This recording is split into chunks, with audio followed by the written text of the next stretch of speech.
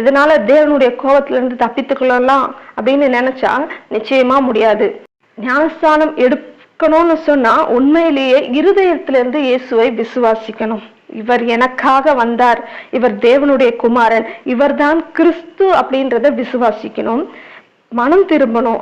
நான் பாவி என்று நீ உணரணும். எஸ், நான் பாவி அப்படின்றத உணர்ந்து அந்த பாவங்களை அறிக்கையிட்டு ஞானஸ்தானம் பெற்றுக்கொள்ளணும். அப்பதான் ஞானஸ்தானத்துக்கு ஒரு அர்த்தம் இருக்கும். அப்பதான் தேவனுடைய கோபத்திலிருந்து தப்பித்துக் கொள்ள முடியும்.